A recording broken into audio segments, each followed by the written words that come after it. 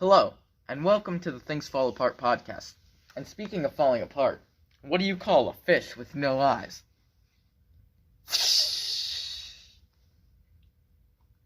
Yeah, thanks for that.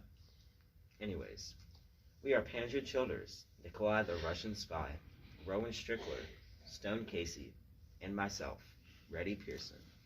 Now, let's talk about China Achebe's Things Fall Apart. Yeah, let's start. So one question I have for anybody to answer is, how is the relationship between men and women in the Igbo culture relate to that of the Western relationship between men and women?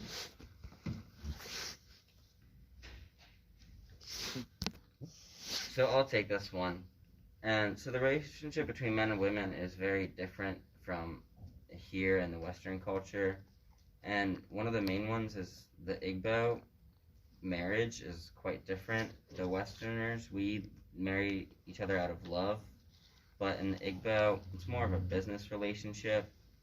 And the males have to pay the female's family for money, and the women don't have much choice. And what it's really for them, it's mostly about the family's benefits. So, would you say that the marriage in the Igbo culture is more about status than love? Yes, I would definitely agree with that. It's so much more about status. The girls go for like the more rich, wealthy, more famous guys, and the poor and lazy ones don't really get that much. So I actually have a question for someone, and I was wondering, how would Achebe want the Westerners to view his book and his culture? How would they really take it? I think I can take this one. I believe Chebe wanted the Westerners to view his culture as civilized, because Westerners often had the misconcept that African cultures are just nothing but primitive, kind of like cavemen. They don't have civilization. They're not as civilized as they are. But there's many points that Chinua Achebe has made throughout his article that shows that they are civilized. Like, they have trials for wrongdoers. There's a good case where he goes into detail how there's a gwegwe, which is kind of like their judges per se, and there was over a land dispute or a wife dispute, and they tried that instead of just saying what most Westerners would believe, just fight over it, because it's uncivilized. But they're civilized and still do that. But that being said, there are moments where they can be considered uncivilized, or points that he said that are uncivilized, thus like the twins being thrown away in the evil forest for considering to be evil. So would you say beating the wives is primitive? Although I do agree it is primitive, but if you were to compare and contrast between the Igbo culture or the African cultures in this time frame, which happens to be the Igbo in the story, to Western cultures in the same time frame, which, if you didn't know, was late 1800s, there isn't. You would know that women in Western cultures in that time frame weren't exactly treated the best. They were lower, they didn't have much social class, and yes, they were at times beat.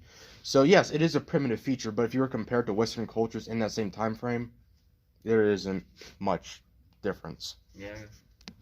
Now, I have a question on my own. I was always wondering, how exactly does Achebe illustrate the African culture? Well, I actually have an answer. To that point, he illustrates the culture as something that other people can understand. He tries to make it so that readers can see the culture as something that's not so different, but it's something that is different in a way that unites people and creates similarities between all of us. And what he does is, by this, he erases many of the stereotypes by showing that African people are not primitive. They actually have feelings. They can live in a civilized environment, well, a mostly civilized environment, in a way where they have structure. But he does show some of the bad things that happen in Igbo culture, like the emotional trauma that men cause the children and the women in the household. And he does this by showing Okonkwo and how he beats his wives and treats his son Nwoye horribly.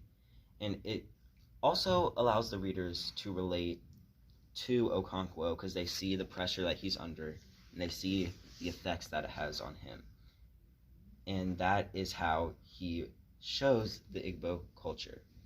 Like I said before, you do this by understanding. Now, I have a question. Now, to Nawoye, he was treated bad. Would you consider that just straight bad treatment, or would you consider that discipline?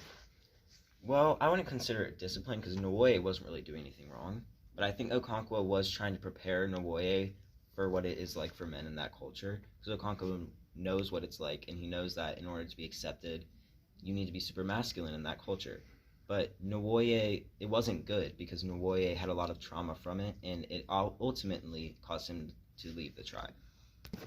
So I heard that China Achebe based his novel off of The Second Coming by William Butler Yeats. What are some of the key characteristics he pulled from this poem into his story?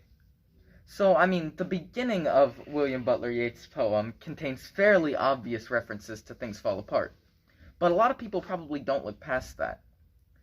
Turning and turning in the widening gyre is what it opens with, and it shows a theme from the novel, change takes time.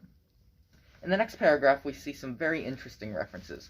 The Second Coming can represent the missionaries bringing God to the people, but it also parallels Okonkwo's homecoming, where he thought he would rise back to his status. The final thing I want to talk about is the sphinx-like creature that has a pitiless gaze.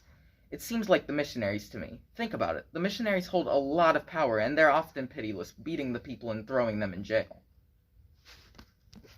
So I believe in that poem, something about darkness falling again was mentioned. Does this mean anything? Yes.